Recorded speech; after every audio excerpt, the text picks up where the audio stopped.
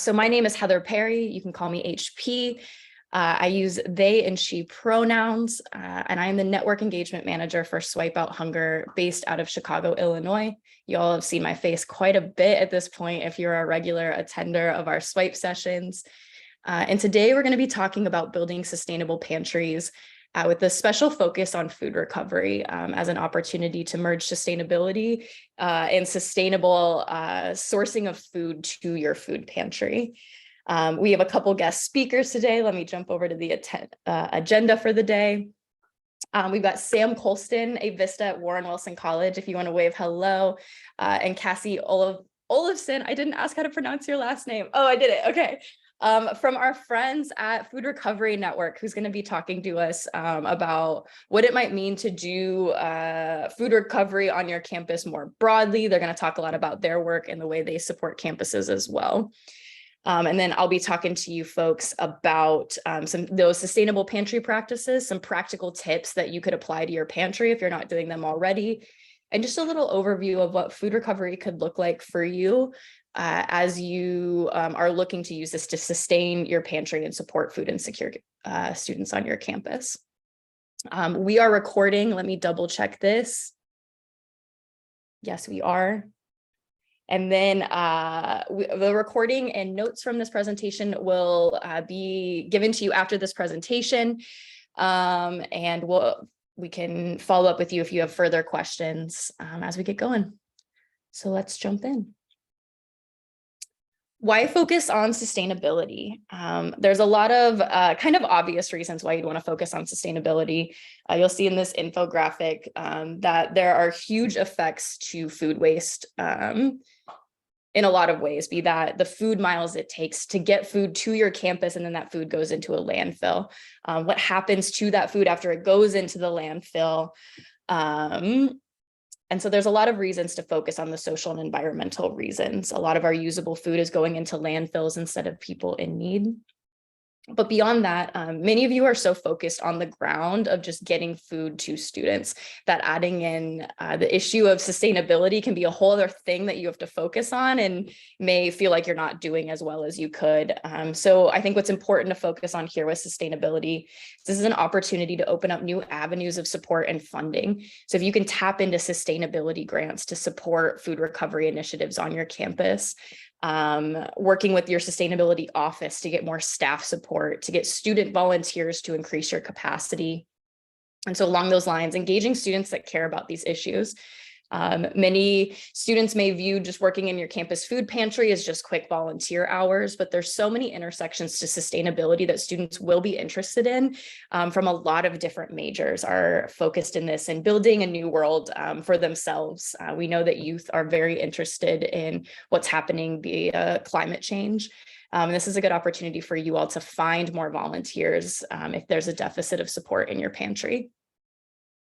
And then beyond that, and kind of the focus of this is that it's a way to save money and it's a way to source food. That even if sustainability isn't a big focus of your pantry because you're just focused on getting enough food for your students and meeting that need that we know is critical and we know continues to increase as food banks don't have enough money, as grocery prices rise, you all are really focused on that tangible need. And so that's what we want to focus on a little bit today. So we're going to go through some quick tips for building a sustainable pantry, kind of broken up into 3 different areas. So keeping food fresh to begin with, diverting waste diverting waste on your campus and waste that might be produced by your pantry, and then sourcing materials secondhand.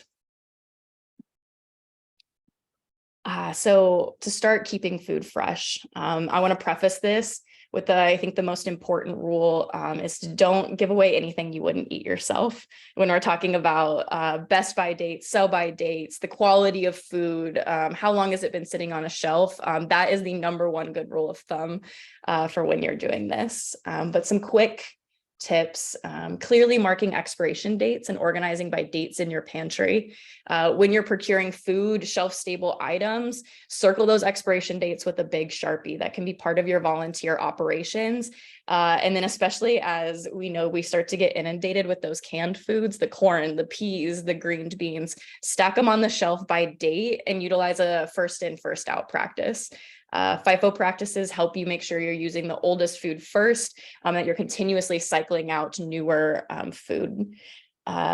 Especially if you are getting those food bank deliveries, we know that you're getting a lot of canned food and that you might start to build up a stock on those. And it really sucks when you realize there's been like a whole crate of green beans in the back of your shelf for 3 years that are about to expire that you could have given away earlier. Educating yourself and your clients about expiration labels. We know that it can be confusing. Sell by, best by dates don't make a lot of sense. It can make you nervous about the kind of food you're giving out to your students. So these are all, and so some of these resources we will provide after the webinar. So don't worry about taking too many notes, and we'll define a lot of this for you. Another opportunity is to portion bulk items into client-friendly sizes. So you get this giant 10-pound, bag of rice. If you don't have a family that can take it, there might be an opportunity for you to purchase or procure a stack of delis and get those into sizes that might be better for, a student of one. Keep in mind that you might have families coming into your pantry. So some of these bigger items might be really nice for them to have a giant bag of rice instead of 10 little ones. But that involves kind of knowing your clients, talking to them about what their needs are. Freeze items like bread, store fresh food properly. There's lots of guides for how to make the most of your food, how you're able to store fresh food in freezers. We hear a lot from pantry leaders that some of the food doesn't make it out fast enough. Students don't know how to use this fresh food. And so educating yourself first, and then creating or finding those resources that you can also give to your students for how to maximize the shelf life of this fresh food. It's hard to come by, and I know that it really stinks when you get all this amazing lettuce and it doesn't last more than a couple days. And then with each of these items of tips, I'd love if in the chat, if you have anything to add to this, put what your pantry does to keep food fresh. Any tips, even that you've just learned in your personal life, we'll take all of them out of the chat and we'll use those to help build our resources. A second option is to divert waste completely. So one thing that I've seen pantries do that works really well is a last chance shelf for expiring items. So you notice that, a couple of these cans or a couple of these items are going to be expiring in the next couple of weeks. Throw them on a shelf for where your clients maybe wait or when they first walk in the door, and let them take as much as they want. You might have someone that really wants those 10 cans of about to expire beans. And that's an opportunity for clients to get a little bit more. Give out and encourage the use of reusable bags and storage containers. So if you break up those bags of rice into smaller items, there might be some way you can come up with an incentive or even just reminders. If you send an appointment reminder for pickup dates to remind them to bring their reusable bags. Beyond that, recycle your disposables. Working on a college campus, you probably have pretty sophisticated recycling as part of your campus already, and there's probably access to that. Beyond that, there's some cool opportunities if you've got a little money in your budget to recycle hard to recycle items. So when I was working at Northwestern University in their food recovery program, students were really concerned about the amount of hairnets and latex gloves we were using. We composted all of our food, we recycled, we were really diligent, but they're like, look at all this waste. So one of the things we researched, and this is not an ad for TerraCycle, but TerraCycle does these really cool boxes for hard to recycle items. So they have ones that are just for like latex glove waste, or kind of weird, plastic laminated cardboard that can't be recycled on your campus. You can box that all up into one of these little boxes, and they'll ship it off for you and handle it. So that might be a cool thing to engage students to fundraise to buy for one of these boxes. One thing about that, it's okay to waste in your pantry. I want to preface all of this with perfection is not the goal here. The goal is to cut down where you can and save money as much as possible.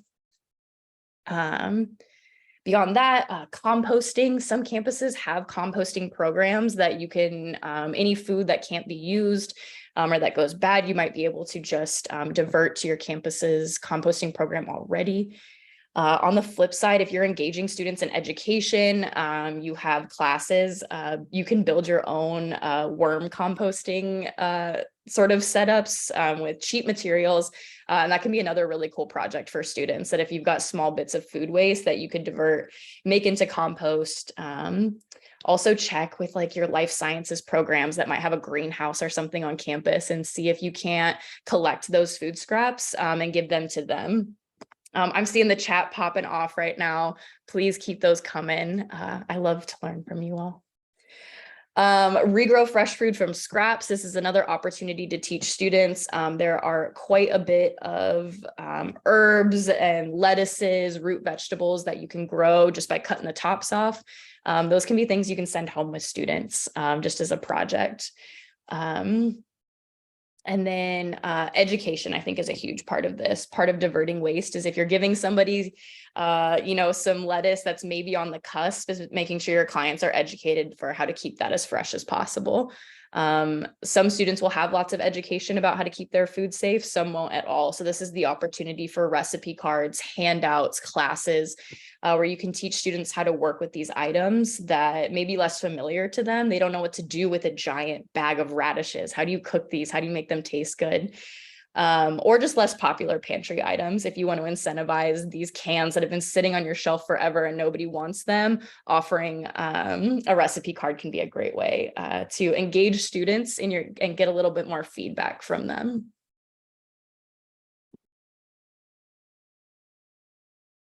After that, source secondhand. There's a lot of things you can do there's a lot of waste on college campuses. And there's a lot of ways you can get some of those items to you and redistribute to students in need.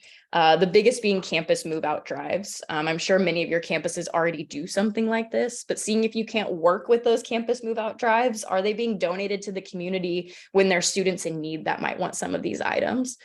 We know that some of our students coming into our pantries don't have can openers, don't have microwaves, don't have access to pots and pans. And then there's also a lot of students that will just throw these out at the end of the semester instead of moving with them. So can you work with whoever, if it's your sustainability office that does these move out drives, can you work with them to maybe divert a certain amount of those items to you that might be useful? Work with your dining provider and campus facilities to upcycle your shelves, food prep tables, cold storage. Dining will cycle these out before they're broken. So seeing if you can't be on the receiving end of some of that. So instead of you having to buy shelves, you already have food grade equipment for you that you can just divert to your pantry. Setting up plastic bag recycling bins across campus. Can you collect people's, leaving them in your campus convenience stores? Can you leave a little, a trash can for them? And then you can take those to give out your food pantry items with those plastic bags and give them a second life. Swaps and donation drives. So learning what kinds of things your students are looking for. Again, like I mentioned with microwaves, in our webinar about supporting parenting students, we talked about doing baby item swaps. There's parenting students on your campus that might have a lot of really cool items that they've got nothing to do with. Can those go to another parenting student that could mean a lot to? Even as small as turning unusable clothing into cleaning rags. You got to dust your shelves, you got to clean your shelves. People are donating you a bag of clothes because you have a clothing closet. See if you can upcycle those items so you're not having to purchase quite as many paper towels, washcloths, things like that. And then thinking about other things that could ease your students' financial burden. So textbooks, cap and gowns are one-use items for a lot of students. Can you collect those? And this is super dependent on space. I know many of you are just closets, so this might not be feasible for everybody, but these are items that you could source from your students and maybe lend out to a student. And that, $80 for a free cap and gown can make a world of difference and improve food insecurity, even if it's not a food item. Even old laptops, cell phones, things like that. A huge sustainability measure is recycling these electronics that have important minerals in them that are very costly and very bad for the environment if they're not recycled. So I've got an extra iPhone, I'm not doing anything with it. You might have a student whose phone breaks and it's not an option for them to buy a new one. And that's something you could provide that could be really life-changing for a student who's food insecure. So never be afraid to think past food. And then the University of Maine shared with us about clothing swaps and closets. Many of you have started to kind of add free clothing stores to your offerings. This is another huge sustainability initiative that you could maybe get grant funding for, or use it to appeal to your sustainability offices, outside funding. Quite a few options of this. We saw it kind of start with professional clothing, like clothing for interviews, and are now seeing it expand to just that students need clothing in general. DePaul University did a huge move out drive. They were able to sustain a lot of donors that students could come and just pick free items and have a shopping day. Lisa talks here about working with local thrift stores to find items that are correctly sized. So if you have a deficit of certain types of items, being able to go out in your community and look for people that have an excess of items and see how you can use that to aid your students. Even some kind of partnership with a thrift store where they can go in and shop at a discount through a partnership between your pantry and a thrift store could be huge for food insecure students. Boop, boop. So now a quick pivot. Sam Colson is going to talk to us about a really cool initiative that they started on their campus. As soon as I saw what it was named, I instantly wanted to have Sam on this webinar, but I will let them take over and show you how this kind of can practically look on a college campus already. Take it away, Sam. Hi, everyone. Like HP said, my name is Sam. I use they, them pronouns, and I'm from Asheville. So I started this initiative that I like to think is sustainable in multiple ways. But before I jump into that, I'll talk about myself a little bit more, just a little bit. So I am in an AmeriCorps program called AmeriCorps Vista, sponsored by North Carolina Campus Engagement. And so this specific program places vistas at different campuses across North Carolina to either work in food security or in youth education, like after school sort of things. And so I arrived last fall with this sort of dumbed down description that I needed to reduce food insecurity on our campus and engage students and community. I work out of the community engagement office, and to build capacity for the already existing food pantry and other food security initiatives that hadn't been started yet. So that's where I began. And a little bit of context about the location. So Warren Wilson College is a very small university, only 700 students. It's in like a suburb of Asheville, a suburban campus. It's a private liberal arts college, and it's a work college as well. So that all the students on campus work towards tuition in some capacity. There's like 50 different options. My first year, I was placed on the recycling crew, and we literally hand sorted all of the waste of the college to divert as much as we could. And there's also a large community engagement commitment, which helps out a lot for volunteer programs on campus. There's always students trying to fulfill their commitment, and it makes it a lot easier on people trying to recruit volunteers in that way. And so back in 2018, they started the NC free tuition. So any resident of North Carolina in a certain tax group can be eligible for free tuition at our college. So once that happened, we started getting a larger variety of students from all different financial backgrounds. And there was a greater need to serve the food insecure population of students on campus. So it was actually my freshman year when somebody I knew started a pantry called Box of Baguettes after a time when she brought home leftovers from the food pantry she worked at, which were baguettes in a box, left them outside of her dorm room, and they disappeared overnight. And she realized that, wow, there is a need for some sort of pantry for students on a campus where you can't find food within walking distance after 7 p.m. So I guess we're in our 5th year, about to start our 5th year. And the mission of the pantry is to reduce food insecurity among students, staff, faculty. And this year we added the and beyond the bounds of our campus, because before it was focused specifically on students on campus. And while there is a need, we'd like to branch out and serve a greater population than just students at this private liberal arts college. So I'll preface with that. So I started in the fall. That was my first time working in the food pantry. And I realized that there were a couple issues that could be improved upon.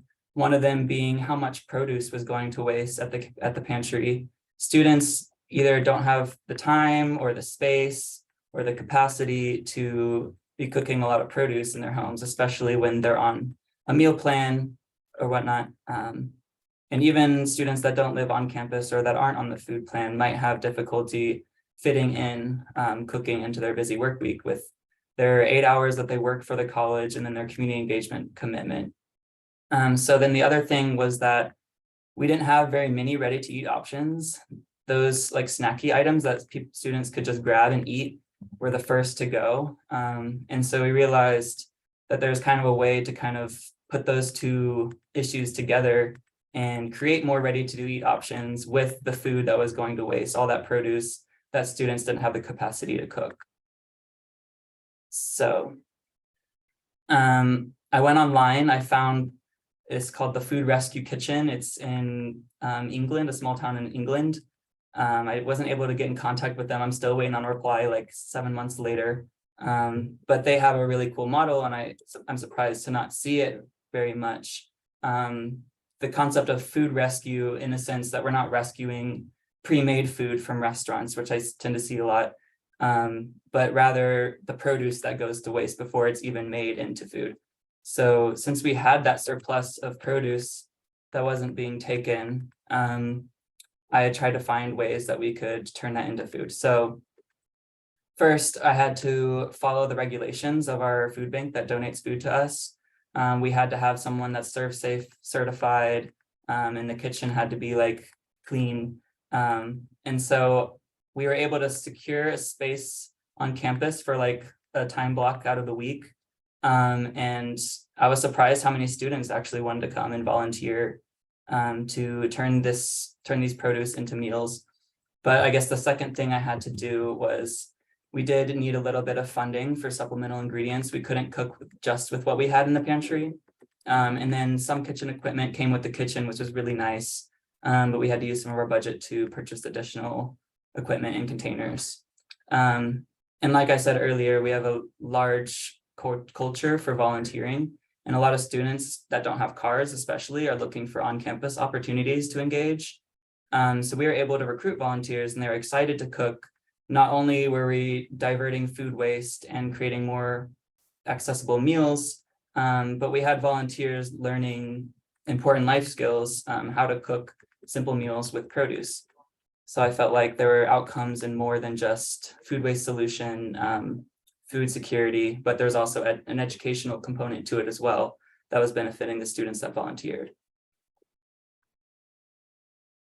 So what that looked like for us is we would have volunteers come in on a Friday. Some volunteers wanted to cook, some wanted to serve. And so we would have some come and cook the food with, somebody would bring some recipe ideas, or usually I would, and we would just have fun cooking all the food together.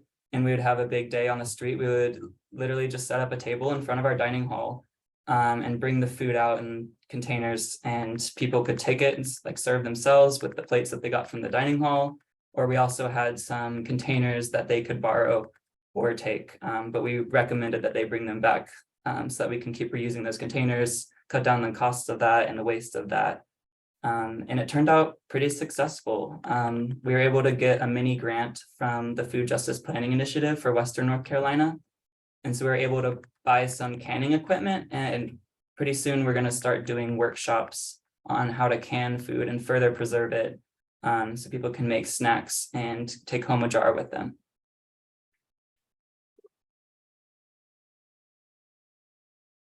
And I think I have time to answer maybe 1 or 2 questions. Feel free to drop any questions in the chat. You're also welcome to unmute if you've got a quick question for Sam.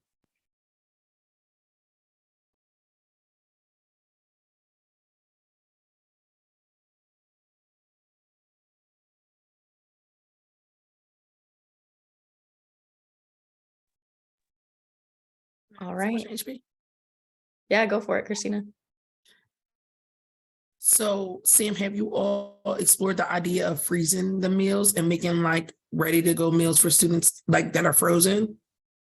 Yeah, so I forgot to mention that we would usually have plenty of leftovers from our serving day.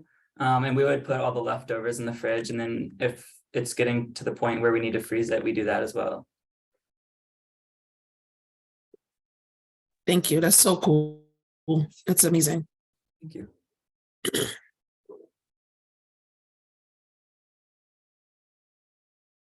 All right, wanted to take a quick beat for questions. If you've got more, feel free to drop them in the chat and we can come to them at the end of the session as well. I love that Sam's model includes a nutrition education component to this and a cooking classes component to it, that it's combining all these different areas that we often see as kind of separate initiatives. Like, okay, we're going to do cooking classes today, we're going to do nutrition ed there, and then food recovery is maybe this other thing we can do. And that this directly engages food insecure students. I was so excited when I read about this. So thank you, Sam. So yeah, a real quick like overview of what kind of food recovery can look like. That was a really unique, innovative model. So I'm glad we got to share that. Some other kind of options, and I'm pulling from this from my time working for the campus kitchen at Northwestern.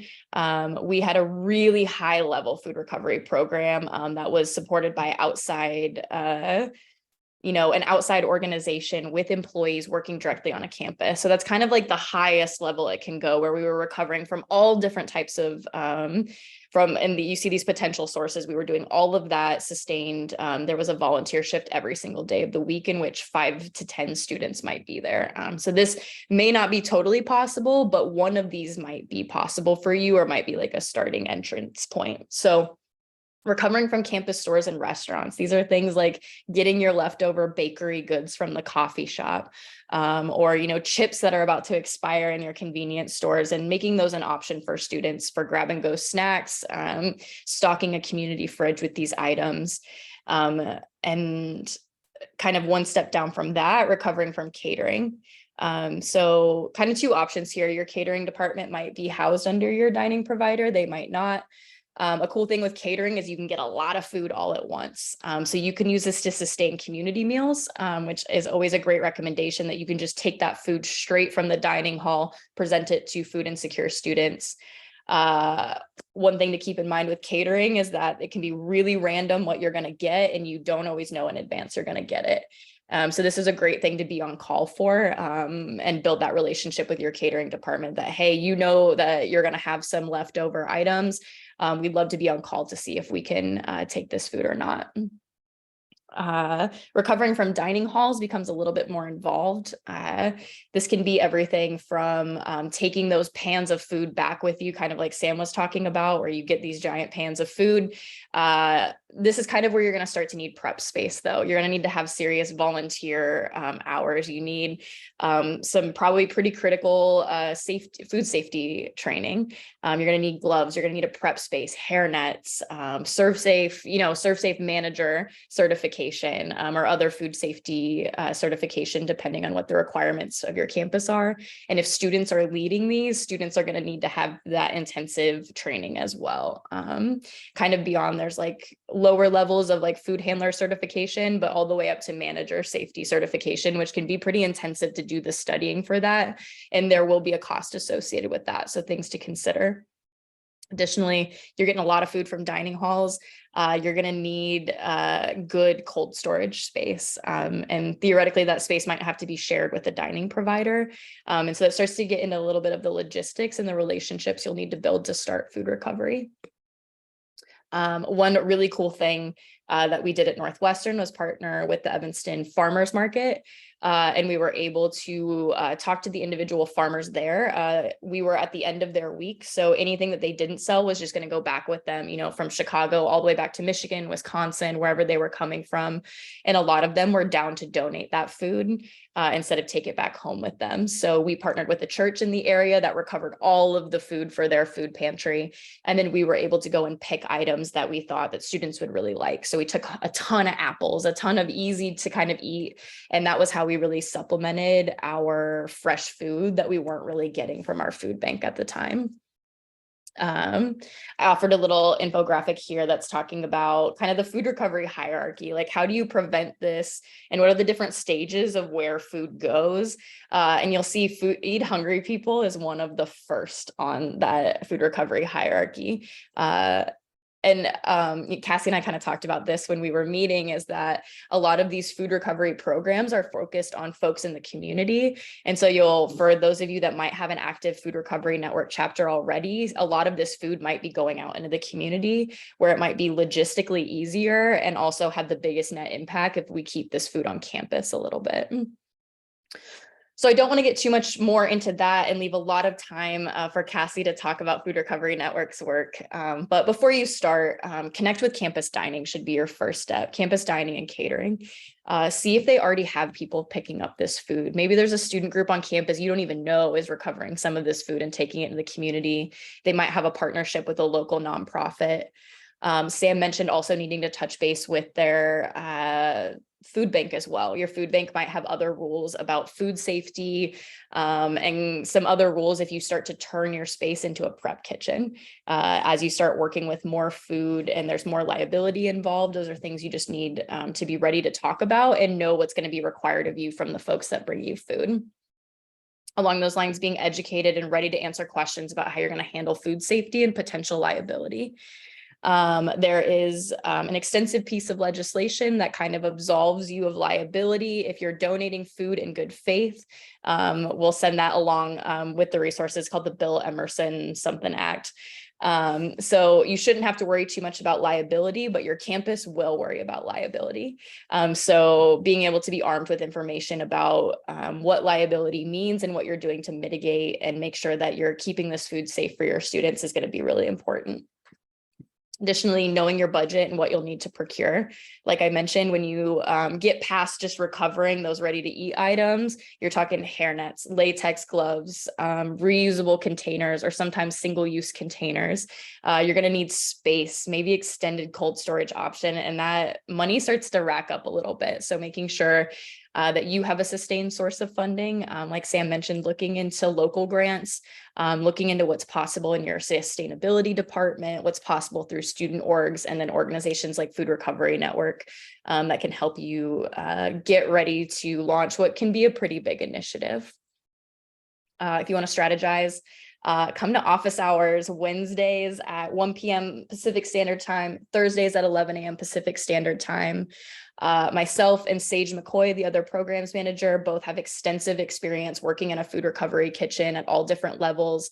And we are happy to kind of start to work with you to tailor how your pantry can start to get these practices into your daily operations. Pause there before we transition to Cassie.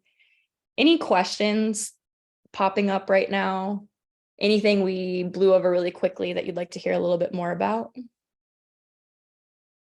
Ooh, resources in the chat for liability. Look into the College Foundation. Donors may want to donate to a pantry cause.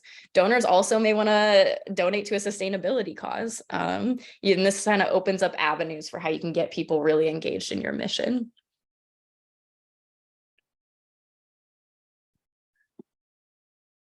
All right, Cassie's going to take over screen sharing, and I will pass it on to you. Great, thanks so much, HP. I'm going to share my screen here. While I do, feel free to take a drink of water, deep breath, roll the shoulders. Lots of info here. Great presentation so far from HP and Sam. Thanks so much. Can I just get a thumbs up real quick that you can see my screen okay? Double thumbs up, triple thumbs up, love it. Thank you. Well, thanks so much for welcoming me here. It's so great to see you all and see all the engagement in the chat. I'm here to talk about Food Recovery Network, which is also a student-led organization. Like HP said, we had hopped on a call earlier, and FRN, Food Recovery Network FRN, has worked a lot with Swipe Out Hunger over the years. Even Sam was saying that there's a Food Recovery Network chapter on their campus as well. So there's a lot of overlap. This might be familiar to you, but in case not, I'll definitely share more about our work here. But first, to introduce myself, my name is Cassie. Like HP said, I'm the Director of Development at Food Recovery Network. So in my day-to-day, I work a lot with our funders and our partners, more on the fundraising side, but have been involved with the program. We have a tight-knit team, so very well familiar with our food recovery programs.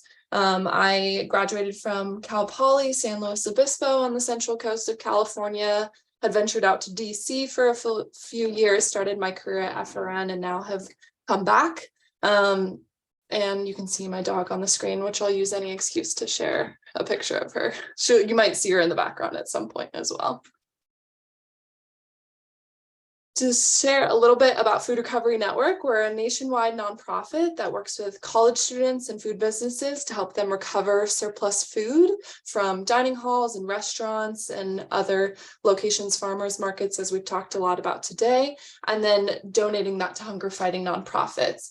As HP said, sometimes that can go off campus. A lot of the hunger fighting partners that we work with are food pantries off campus, homeless shelters, women's shelters, other just programs that are supporting the community. But a lot of our student-led chapters also work on campus as well, working with on-campus food pantries, pop-up food pantries, also community fridges has been increasingly of interest to our students a lot. So definitely excited to talk with you about how this might work with your food pantries on campus, and definitely welcome anything in the chat if you've worked with the FRN chapter or anything you've learned in food recovery on your campus. Food Recovery Network, we started in 2011 at the University of Maryland, and over the last 10 plus years, we've grown into the largest student-led movement against food waste in the US. To show you a little bit of our impact nationwide, here's a map of our chapters across the US. I'm sure a lot of them have overlaps with Swipe Out Hunger, most definitely. We have nearly 200 campuses across the US, and you can see this map on our website. I'll definitely share some links in the chat later. And you can see specifically on our website what campuses we have, so you can check out if you have a chapter on your campus. In the last few years, we also more specifically defined where FRN wants to be within the nationwide footprint. So the yellow dots that you'll see on this screen are within our 10 target states, where we looked at a lot of data sets to see where is food insecurity the highest and where is food waste the highest. And so you'll see there a lot in the southern, western, and then a little bit in the Midwest as well.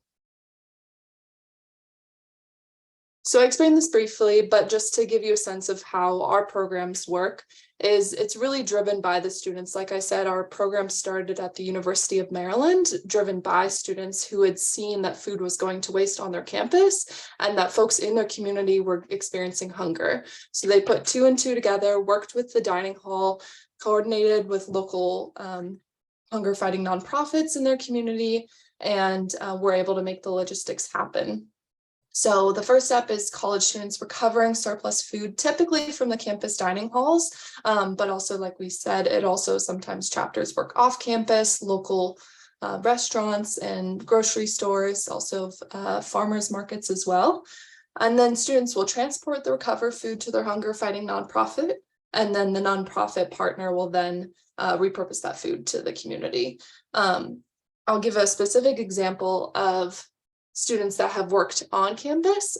This was a quote that we received from one of our students in a recent survey talking about how their donations back to their campus food pantry have made a really great impact on their campus and the patrons that are served by their pantry. In one of our recent surveys, we have started to ask more and more about how many of our chapters are donating food back onto their campus. And it's about 20 to 30% of our chapters are giving food back to their campus. It's interesting to see because in some cases, there's been some barriers. A lot of the food that a lot of Food Recovery Network chapters are recovering is more prepared food. So I know Sam talked about repurposing a lot of ingredients, creating new meals. That has been a barrier in some cases, but HP also mentioned, you know, the grab and go items, maybe some produce or some surplus from catering that can be easily repurposed. That is really where we've seen the most success. And also we have talked more and more about how many of our students in our network have experienced food recovery, experienced food insecurity themselves. a lot of our students, about 20% in our most recent survey, has shared that they have experienced food insecurity themselves at one point in their life, maybe even now. And so the students are driven to this work in a lot of different reasons and ways. And over the years, we've seen much more increase in interest from our student leaders that are looking to serve individuals, their friends, their peers that are experiencing food insecurity. I'm also seeing Kelly in the chat. I can definitely share a little bit more in answering those questions, but that's so great to hear that Ephraim has been a good partner. I'll definitely circle back to your question.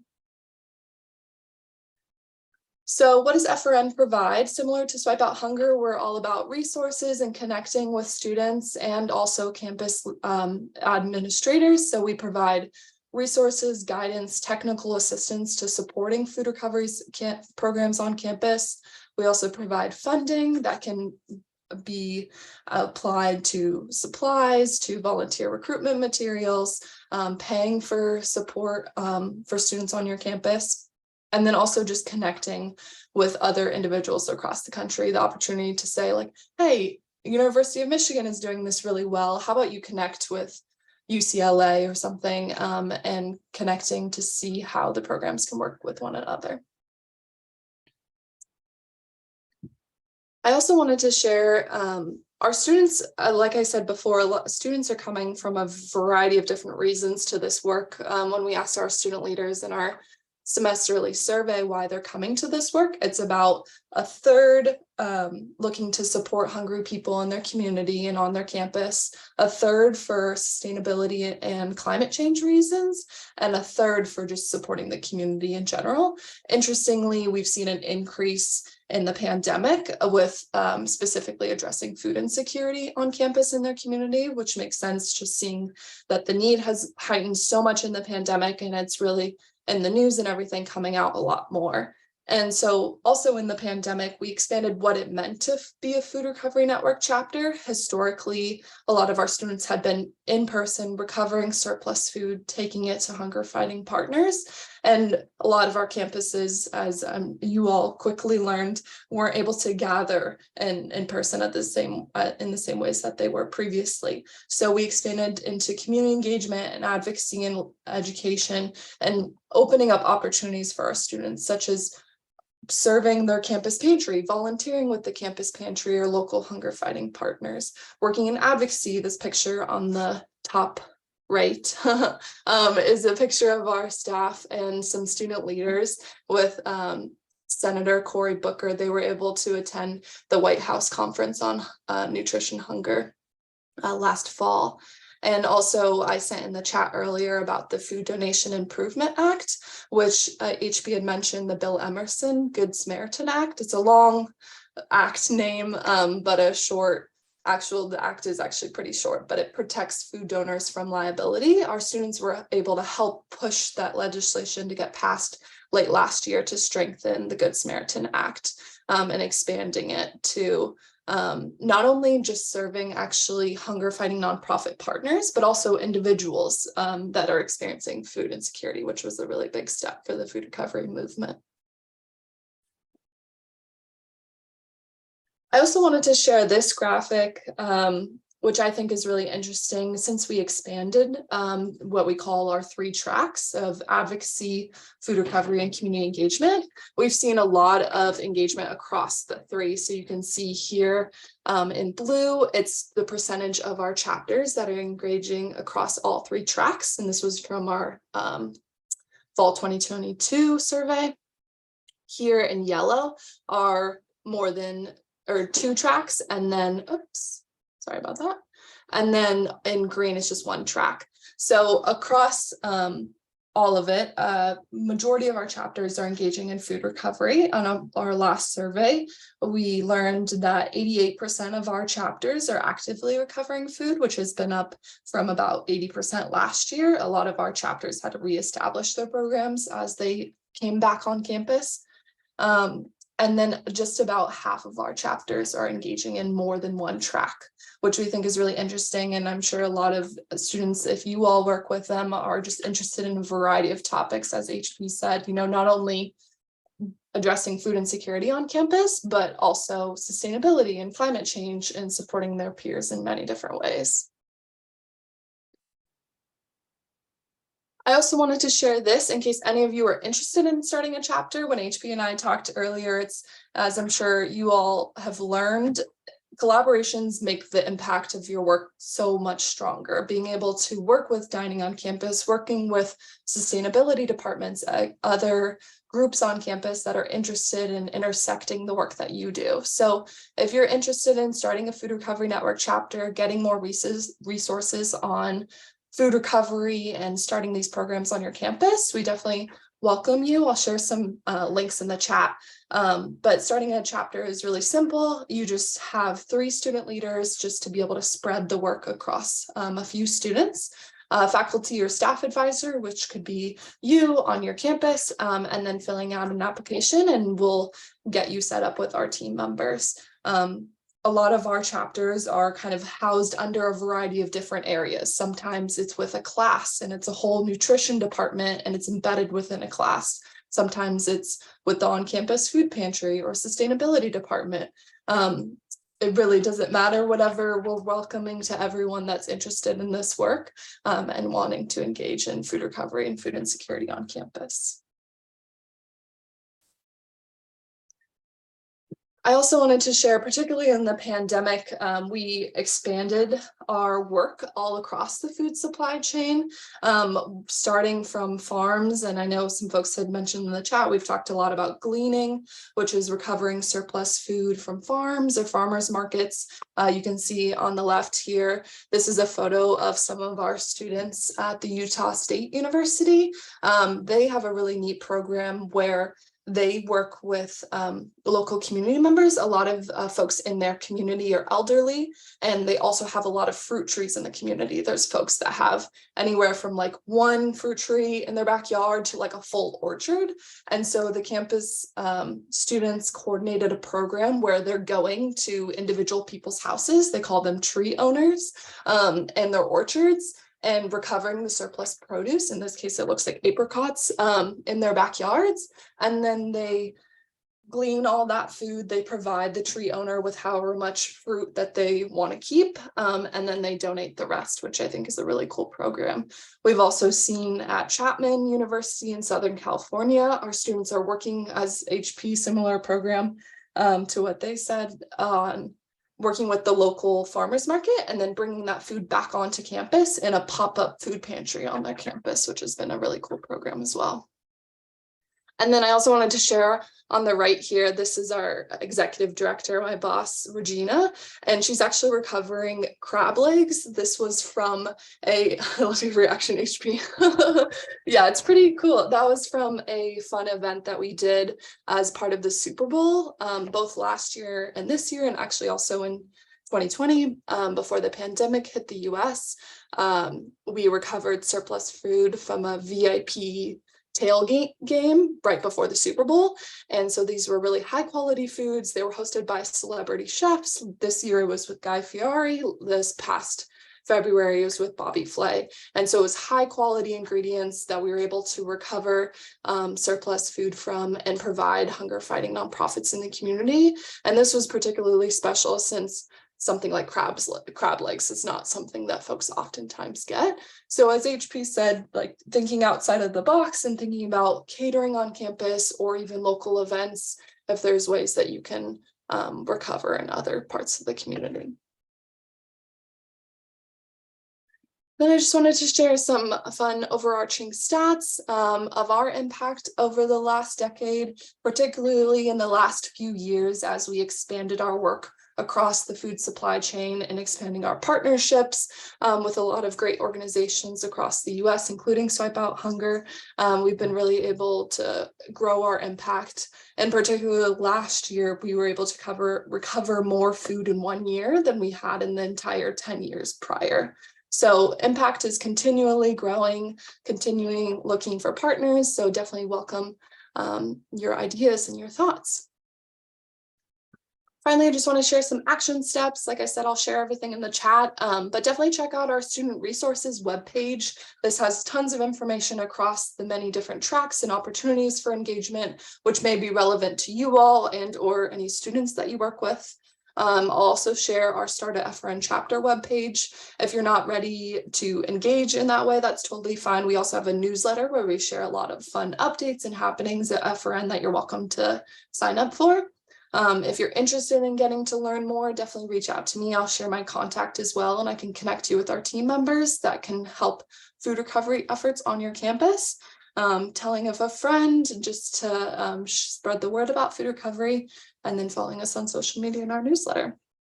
I'll definitely circle back to anything that I saw in the chat, but thanks again so much and looking forward to additional questions.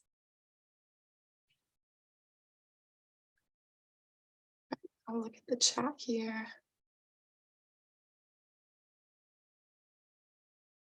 Oh, yes, Kelly. So I'm seeing a question from earlier again. So Kelly had shared about the University of Michigan. FRN is a great partner for our pantry, which is great to hear. The majority of student members don't have cars, so they can't transport this recovered food. Any suggestions for getting those students transportation? Most definitely, we have seen a variety of models in FRN in terms of transportation. Here, let me stop sharing my screen. Anywhere from individual cars when they can, also to buses, to bikes, everything in between. Happy to talk more, most definitely. Something that we've seen success with is seeing what resources you might have on your campus in terms of campus rental vehicles. A lot of our students have found success in that. Sometimes it's a little bit of a hairy process. You have to get signed up and, you know, certified and everything like that, or put your license information in, but seeing if there's any resources on campus that way. In our case, we also do provide funding as well for student transportation. I saw HP mention Zipcar, and then campus service vans as well. Curious if anyone else has any thoughts, or Kelly, if you want to unmute yourself and if there's any follow-ups there. No, that's really helpful. Thank you. Yeah.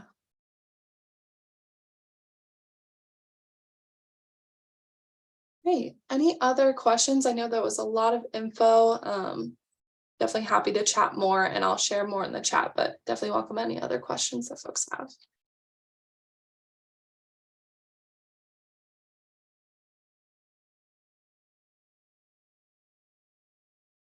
All right, doesn't look like it. I'm going to challenge everybody to be more chatty in upcoming swipe sessions. Y'all got to bring us questions. But I really love how Food Recovery Network engages students. And, you know, much of our audience here in these swipe sessions and the folks we're working with at Swipe right now are mostly administrators or pantry leaders. So like I kind of mentioned earlier, the addition of food recovery can be laborious, but it can have a lot of great impact on both your student engagement and ability to procure food. And I think that this is a cool option that it's not another organization that you have to advise necessarily. FRN can be, you know, a way to challenge students that really want to get involved. And we all have that student that's so excited about sustainability and is worried about food waste. And you're like, I'm just trying to keep these shelves stocked. And so challenging those students to go find another advisor champion or someone that you can kind of work together, and that you're able to work an FRN chapter with your work with Swipe side by side. And again, opening you up to more resources. Highly recommend looking into that. I've got like one more slide for y'all. No questions, it's looking like. So we got 3 minutes, we crushed it. So there's no more questions. We'll hang around for a few minutes after this session. If there was something you wanted to ask one-on-one, we're happy to hang around. A lot of this information, like usual, we will condense into written materials, checklists, and guides that you all will be able to access in the future. We hope to revisit this topic. We've had some really big topics that we've smushed into an hour this year between SNAP, food recovery, supporting students over breaks. We will continue to revisit these topics as time goes on. But some upcoming stuff. Christina, do you want to talk about Swipe Summer School? I just saw you come off camera.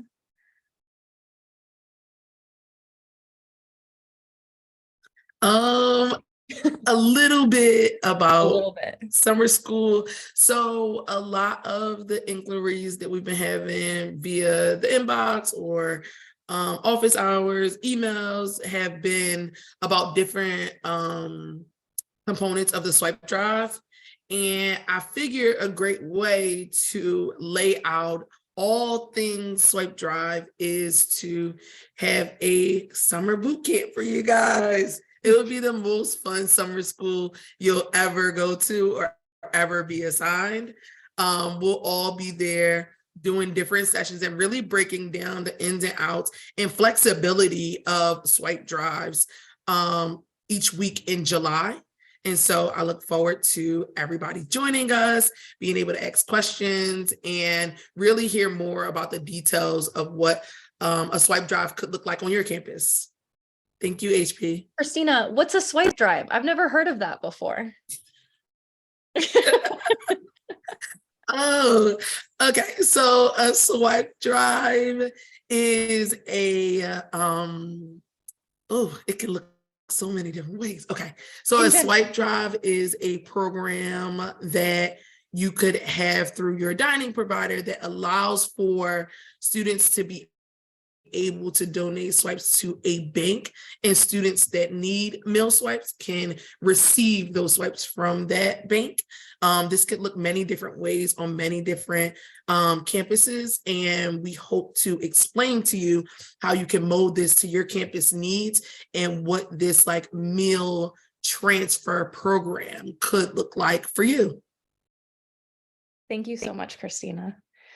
Yes, No problem. 2 more Thank you, opportunities guys. to join us before we take a little break for the summer. So next month, Hunger Doesn't Take Breaks Summer Edition.